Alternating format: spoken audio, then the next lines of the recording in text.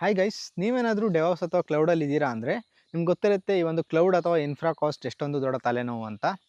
ನೀವೇನಾದರೂ ಈ ಟೆರಾಫಾರ್ಮ್ನ ಯೂಸ್ ಮಾಡಿಕೊಂಡು ಈ ರಿಸೋರ್ಸ್ಗಳನ್ನು ಕ್ರಿಯೇಟ್ ಮಾಡ್ತಾ ಇದ್ದೀರಾ, ಅದೇ ರೀತಿ ನೀವು ಟೆರಾಫಾರ್ಮ್ನ ಪ್ಲ್ಯಾನ್ ರನ್ ಮಾಡಿದ ತಕ್ಷಣ ನಿಮಗೆ ಇದರಿಂದ ಎಷ್ಟು ಕಾಸ್ಟ್ ಬರುತ್ತೆ ಅಂತ ನೋಡೋ ಥರ ಇದ್ದರೆ ಎಷ್ಟು ಚೆನ್ನಾಗಿರುತ್ತಲ್ವಾ? ಹೌದು, ಅದೇ ರೀತಿ ಒಂದು ಫ್ರೀ ಓಪನ್ ಸೋರ್ಸ್ ಟೂಲ್ನ ಬಗ್ಗೆ ಈ ಒಂದು ವಿಡಿಯೋದಲ್ಲಿ ತಿಳಿಸ್ಕೊಡ್ತೀನಿ, ಇನ್ಫ್ರಾ ಕಾಸ್ಟ್ ಅಂತ. ಸೊ ಫ್ರೀಯಾಗಿ ನೀವು ಒಂದು ಟೆರಾಫಾರ್ಮ್ ಪ್ಲ್ಯಾನ್ ಮಾಡಬೇಕಾದ್ರೆ ನಿಮ್ಮ ಇನ್ಫ್ರಾ ಕಾಸ್ಟ್ ಎಷ್ಟು ಬರುತ್ತೆ ಅಂತ ಎಸ್ಟಿಮೇಟ್ ಮಾಡ್ಬೋದು. ಬನ್ನಿ ಹೇಗೆ ಅಂತ ನೋಡೋಣ. ಸೊ ಇವಾಗ ನಿಮಗೆ ಇನ್ಫ್ರಾ ಕಾಸ್ಟ್ನ ಬಗ್ಗೆ ತಿಳಿಸ್ಕೊಡ್ಬೇಕಾದ್ರೆ ಇದು ತುಂಬ ಸಣ್ಣ ಟೂಲ್, ಈಸಿಲಿ ಸೆಟಪ್ ಮಾಡ್ಬೋದು. ಇದು ಅವರ ಮೇಯ್ನ್ ರೆಪಾಸಿಟ್ರಿ, ಅಂದರೆ ನಿಮಗೆ ಓಪನ್ ಸೋರ್ಸ್ ಮಾಡಬೇಕಾದ್ರೆ. ಅದೇ ರೀತಿ ಇವರ ಪೇಯ್ಡ್ ಟೂಲ್ ಸಹ ಇದೆ, ಅದು ಸಹ ನೋಡೋಣ. ಇಲ್ಲಿ ನಿಮಗೆ ಈ ರೆಪೋಗೆ ಬಂದರೆ ಕ್ವಿಕ್ ಸ್ಟಾರ್ಟ್ ಗೈಡ್ ಅಂತ ಇದೆ, ಇದ್ರ ಮೇಲೆ ಕ್ಲಿಕ್ ಮಾಡಿದರೆ ನಿಮಗೊಂದು ಪೇಜಿಗೆ ತಗೊಂಡೋಗುತ್ತೆ. ಇದು ಅಲ್ಲಿ ಮೊದಲನೇದಾಗಿ ಹೆಂಗೆ ಇನ್ಸ್ಟಾಲ್ ಮಾಡಬೇಕು ಅಂತ ತಿಳಿಸ್ಕೊಟ್ಟಿದ್ದಾರೆ.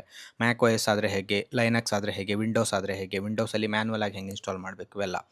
ನೀವು ಫಸ್ಟ್ ಅದನ್ನ ಇನ್ಸ್ಟಾಲ್ ಮಾಡಬೇಕು ನಿಮ್ಮ ಲ್ಯಾಪ್ಟಾಪಲ್ಲಿ. ನಂತರ ಫಾರ್ ಎಕ್ಸಾಂಪಲ್ ಮ್ಯಾಕಲ್ಲಿ ನಾನು ಬ್ರೆವ್ ಇನ್ಸ್ಟಾಲ್ ಇನ್ಫ್ರಾ ಕಾಸ್ಟ್ ಅಂತ ಕೊಟ್ಟರೆ ಇನ್ಸ್ಟಾಲ್ ಆಗುತ್ತೆ. ನಂತರ ನಾನು ಚೆಕ್ ಮಾಡಬೇಕಾದ್ರೆ ಬ್ರೆವ್ ಇನ್ಸ್ಟಾಲ್ ಇನ್ಫ್ರಾ ಕಾಸ್ಟ್ --- ವರ್ಷನ್ ಅಂತ ಕೊಡ್ಬೋದು. ಸೊ ನಾನು ಆಲ್ರೆಡಿ ಇನ್ಸ್ಟಾಲ್ ಮಾಡಿದ್ದೀನಿ. ನನಗೆ ಇಲ್ಲಿ ಟರ್ಮಿನಲ್ನ ಓಪನ್ ಮಾಡಿ ಇಲ್ಲಿ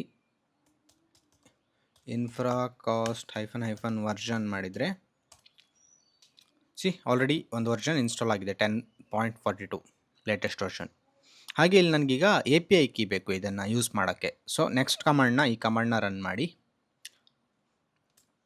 ಇದನ್ನು ರನ್ ಮಾಡಿದರೆ ನಿಮಗೆ ಅದು ವೆಬ್ ಪೇಜ್ಗೆ ರಿಡೈರೆಕ್ಟ್ ಮಾಡುತ್ತೆ. ಅಲ್ಲಿ ನೀವು ಫಸ್ಟ್ ಲಾಗಿನ್ ಆಗಬೇಕು ನಿಮ್ಮ ಗಿಟ್ಹಬ್ ಅಥವಾ ಗೂಗಲ್ ಅಕೌಂಟ್ನ ಯೂಸ್ ಮಾಡಿಕೊಂಡು. ಇಲ್ಲಿ ಲಾಗಿನ್ ಆದಮೇಲೆ ನಿಮಗೆ ಆಟೋಮೆಟಿಕ್ಕಾಗಿ ಒಂದು ಕೀ ಜನ್ರೇಟ್ ಆಗಿ ಸ್ಟೋರ್ ಆಗುತ್ತೆ ನಿಮ್ಮ ಲೋಕಲಲ್ಲಿ. ನಾನು ಆಲ್ರೆಡಿ ಮಾಡಿಬಿಟ್ಟಿದ್ದೀನಿ. ಇಲ್ಲಿಗ ನಾನು ಮತ್ತೆ ಲಾಗಿನ್ ಕೊಟ್ಟರೆ ನೋಡ್ಬೋದು ಅಥೆಂಟಿಕೇಟೆಡ್ ಅಂತ ಬಂತು. ಅದೇ ರೀತಿ ಇದು ಲೋಕಲಲ್ಲಿ ಆಲ್ರೆಡಿ ಸ್ಟೋರ್ ಆಗಿರುತ್ತೆ. ಅದನ್ನು ಸ್ಟೋರ್ ಆಗಿರೋದು ಹೆಂಗೆ ನೋಡೋದಂದರೆ ಇಲ್ಲಿ ಬಂದರೆ ಮತ್ತೆ ಕಮಾಂಡ್ನ ಕೊಟ್ಟಿದ್ದಾರೆ. ಇಲ್ಲಿ ನೋಡ್ಬೋದು infra cost configure API key ಅಂತ. ಈ ಕಮಾಂಡ್ನ ಹಾಕಿದರೆ ನನ್ನ API ಕೀ ನನಗೆ ಕಾಣಿಸುತ್ತೆ. ಸೊ ನಂತರ ನಾನು ಆ API ಕೀನ ನನ್ನ ಗಿಟ್ಹಬ್ಬಲ್ಲಿ ಸ್ಟೋರ್ ಮಾಡಬೇಕು. ಫಾರ್ ಎಕ್ಸಾಂಪಲ್ ಈ ಡೆಮೋದಲ್ಲಿ ನಾನು ನಿಮಗೆ ಗಿಟ್ಹಬ್ಬಲ್ಲಿ ಗಿಟ್ಹಬ್ ಆ್ಯಕ್ಷನಲ್ಲಿ ಹೇಗೆ ಇದನ್ನ ಕಾನ್ಫಿಗರ್ ಮಾಡಬೇಕಂತ ತಿಳಿಸ್ಕೊಡ್ತಾ ಇದ್ದೀನಿ. ಆದ್ದರಿಂದ ಅದನ್ನು ಬಿಟ್ಟು ಸಹ ನಿಮ್ಮ ಹತ್ರ ತುಂಬ ಕಮಾಂಡ್ ಇದೆ. ನೀವು ಲೋಕಲಲ್ಲಿ ನೋಡ್ಬೋದು ಇನ್ಫ್ರಾ ಕಾಸ್ಟ್ --- ಅಂತ ಕೊಟ್ಟರೆ ನಾರ್ಮಲಿ ಹೆಲ್ಪ್ ಕಮಾಂಡ್ ಎಲ್ಲದ್ರ ಜೊತೆ ವರ್ಕ್ ಆಗುತ್ತೆ. ಅದರಿಂದ ನೋಡ್ಬೋದು ನೀವು ಏನೇನು ಕಮಾಂಡ್ ರನ್ ಮಾಡ್ಬೋದು ಅಂತ ಇಲ್ಲಿದೆ. ಅಂದರೆ ನೀವು ಹೆಂಗೆ ಯೂಸ್ ಮಾಡ್ಕೋಬೇಕು ಇದನ್ನ. ಅಂದರೆ ಇನ್ಫ್ರಾ ಕಾಸ್ಟ್ ಬ್ರೇಕ್ ಡೌನ್ ಅಂದರೆ ಆ್ಯಕ್ಚುಲಿ ನಿಮ್ಮ TFRs ಅಥವಾ ಪ್ಲ್ಯಾನ್ ಫೈಲ್ನ ಜೊತೆ ವರ್ಕ್ ಆಗುತ್ತೆ. ಇದು ನೀವು ಪ್ಲ್ಯಾನ್ ಫೈಲ್ನ ಕೊಟ್ಟರೆ ಪ್ಲ್ಯಾನ್ನ ನೋಡಿಬಿಟ್ಟು ಈ ಪ್ಲ್ಯಾನ್ಗೆ ಎಷ್ಟು ಕಾಸ್ಟ್ ಆಗುತ್ತೆ AWS ಅಲ್ಲಿ ಅಥವಾ GCP ಅಜ್ಯೂರಲ್ಲಿ ಅಂತ ತೋರಿಸುತ್ತೆ ಯೂಶ್ವಲಿ. ನಾವೀಗ ಇದನ್ನ ಯೂಸ್ ಮಾಡ್ತಾ ಇರುವಂಥದ್ದು ಗಿಟ್ಹಬ್ ಆ್ಯಕ್ಷನ್ ಜೊತೆ. ಹಾಗೆ ನಾವು ನನ್ನ ಗಿಟ್ಹಬ್ ಆ್ಯಕ್ಷನ್ ಕ್ರ್ಯಾಶ್ ಕೋರ್ಸ್ನ ನೋಡಿದರೆ ಅಲ್ಲಿ ನಾನು ಮಲ್ಟಿಪಲ್ ಪೈಪ್ಲೈನ್ನ ಕ್ರಿಯೇಟ್ ಮಾಡಿದ್ದೆ ಅಲ್ವಾ. ಅದರಲ್ಲಿ ಒಂದು ಟೆರಾಫಾರ್ಮ್ ಪೈಪ್ಲೈನ್ನ ಸಹ ಕ್ರಿಯೇಟ್ ಮಾಡಿದ್ದೆ. ಹಾಗೆ ಆ ಒಂದು ಕಂಪ್ಲೀಟ್ ವಿಡಿಯೋದ ಲಿಂಕನ್ನು ಕೊಟ್ಟಿರ್ತೀನಿ, ಅದನ್ನ ಸಹ ನೋಡ್ಬೋದು ನೀವು ಕಂಪ್ಲೀಟ್ ಗಿಟ್ಹಬ್ ಆ್ಯಕ್ಷನ್ ಬಗ್ಗೆ ಬೇಕು ಅಂದರೆ. ಹಾಗೆ ನಾನು ಇನ್ನೊಂದು ಹೊಸ ಪೈಪ್ಲೈನ್ ಕ್ರಿಯೇಟ್ ಮಾಡಿದ್ದೀನಿ. ಟೆರಾಫಾರ್ಮ್ ಪೈಪ್ಲೈನ್ ಏನಿತ್ತು ಅದನ್ನೇ ಒಂದು ಕಾಪಿ ಮಾಡಿಬಿಟ್ಟು ಟೆರಾಫಾರ್ಮ್ ವರ್ಕ್ಫ್ಲೋ ಇನ್ಫ್ರಾ ಕಾಸ್ಟ್ ಅಂತ ಇದರ ಲಿಂಕನ್ನು ಸಹ ಕೊಟ್ಟಿರ್ತೀನಿ ವಿಡಿಯೋದಲ್ಲಿ. ಉಳಿದಿರೋದೆಲ್ಲ ಸೇಮ್ ಇರುತ್ತೆ. ಹೇಗೆ ನಾವು ಡೆವ್ ಟು ಪ್ರಾಡ್ ತನಕ ಹೇಗೆ ಟೆರಾಫಾರ್ಮ್ನ ಡಿಪ್ಲಾಯ್ ಮಾಡ್ತೀವಿ ಅಂತ ವಿಡಿಯೋದಲ್ಲಿ ತಿಳಿಸ್ಕೊಟ್ಟಿದ್ದೆ, ಸೇಮ್ ಇರುತ್ತೆ. ಆದರೆ ಇಲ್ಲಿ ಒಂದು ಟೆರಾಫಾರ್ಮ್ ಪ್ಲ್ಯಾನ್ ಆಗಿ ಅದು ನಾನೇನು ಇಶ್ಯೂಗೆ ಎಕ್ಸ್ಪೋರ್ಟ್ ಮಾಡ್ತಾ ಇದ್ದೆ, ಆ ಒಂದು ಸ್ಟೆಪ್ನ ನಂತರ ನಾನು cost estimation with infra cost ಅಂತ ಒಂದು ಸ್ಟೆಪ್ಪನ್ನು ಹಾಕಿದ್ದೀನಿ. ಇಲ್ಲೇನು ಮಾಡ್ತಾ ಇದ್ದೀನಿ, ಫಸ್ಟ್ ನಾನು ಸೆಟಪ್ ಇನ್ಫ್ರಾ ಕಾಸ್ಟ್ ಅಂತ ಇನ್ಫ್ರಾ ಕಾಸ್ಟ್ನ ಸೆಟಪ್ ಮಾಡ್ತಾ ಇದ್ದೀನಿ. ಇದಕ್ಕೂ ನಿಮ್ಗೆ ಪ್ಲಗಿನ್ ಸಿಗುತ್ತೆ ಗಿಟ್ಹಬ್ ಆ್ಯಕ್ಷನ್ ವರ್ಕ್ಸ್ ಅಂದರೆ ಮಾರ್ಕೆಟ್ ಪ್ಲೇಸಲ್ಲಿ. ಸೊ ಇಲ್ಲಿ 10.31.31ನ ಯೂಸ್ ಮಾಡ್ತಾ ಇದ್ದೀನಿ. ನೀವು ಲೇಟೆಸ್ಟ್ ವರ್ಷನ್ನ ಸಹ ಯೂಸ್ ಮಾಡ್ಬೋದು, ವಿಡಿಯೋ ಏನಾದರೂ ಲೇಟಾಗಿ ನೋಡ್ತಾ ಇದ್ದೀರಾ ಅಂದರೆ. ಅದೇ ರೀತಿ infra cost configure API key ಅಂದರೆ ಇಲ್ಲಿ ನಾನು ಸೀಕ್ರೆಟಲ್ಲಿ ಏನು ಸ್ಟೋರ್ ಮಾಡ್ತೀನಿ ಅಂತ ಹೇಳಿದೆ ಗಿಟ್ಹಬ್ ಆ್ಯಕ್ಷನಲ್ಲಿ. ನಿಮಗೆ ಗಿಟ್ಹಬ್ ಆ್ಯಕ್ಷನ್ನ ಟ್ಯುಟೋರಿಯಲಲ್ಲಿ ಸಹ ತಿಳಿಸ್ಕೊಟ್ಟಿದ್ದೆ. ಇಲ್ಲಿ ಸೆಟ್ಟಿಂಗ್ಸ್ಗೆ ಬಂದರೆ ಸೆಟ್ಟಿಂಗ್ಸಲ್ಲಿ ನಿಮಗೆ ಇಲ್ಲಿ ಸೀಕ್ರೆಟ್ಸ್ ಆ್ಯಂಡ್ ವೇರಿಯೇಬಲ್ಸ್ ಅಂತ ಇರುತ್ತೆ.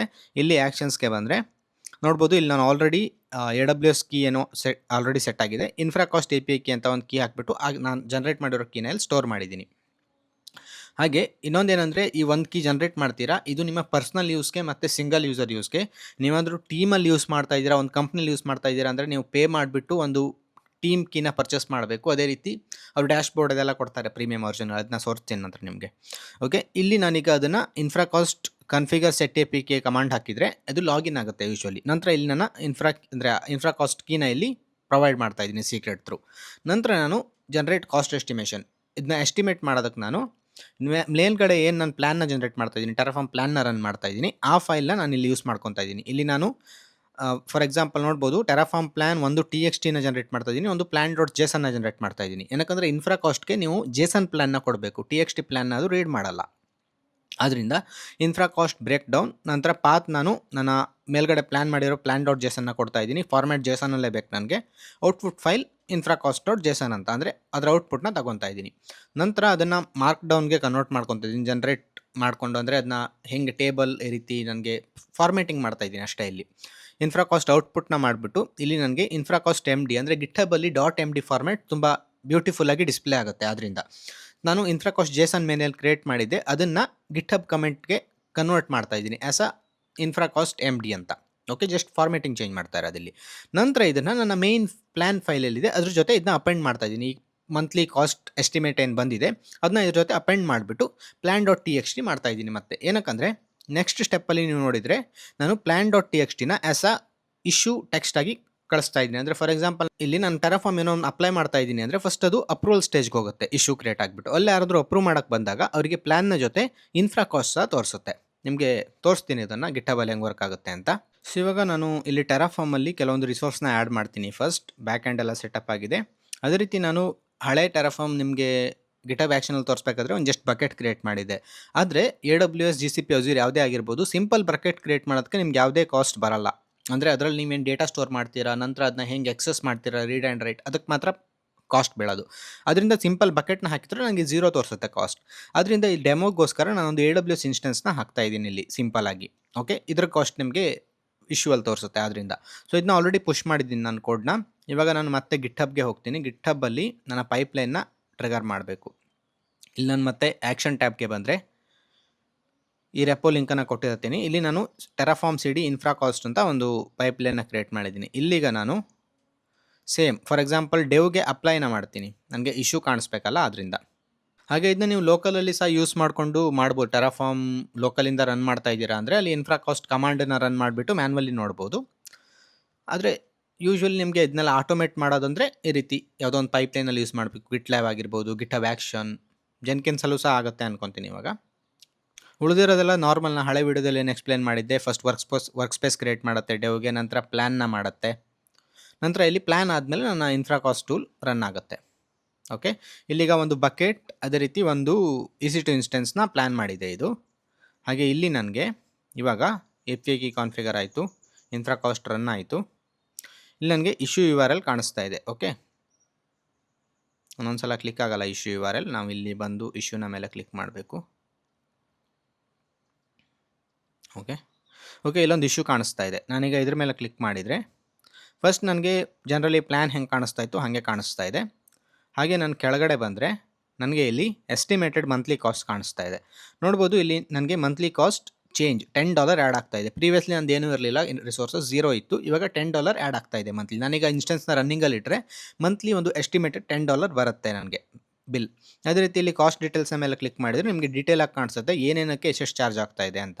ಇನ್ಸ್ಟೆನ್ಸಲ್ಲಿ ನೋಡ್ಬೋದು ಫಸ್ಟ್ ಸ್ಟೋರೇಜ್ಗೆ ಪರ್ ಮಂತ್ ಎಷ್ಟು ಕಾಸ್ಟ್ ಆಗ್ತಾ ಇದೆ, $0.91. ಅದೇ ರೀತಿ ಉಳಿದಿರೋದೆಲ್ಲ ಏನೇನು S3 ಬಕೆಟಲ್ಲಿ ನೀವು ಸ್ಟೋರ್ ಮಾಡ್ತಾ ಇದ್ದೀರಾ ಡೇಟಾ ಅಂದರೆ ಅದಕ್ಕೆ ಎಷ್ಟು ಚಾರ್ಜ್ ಆಗುತ್ತೆ.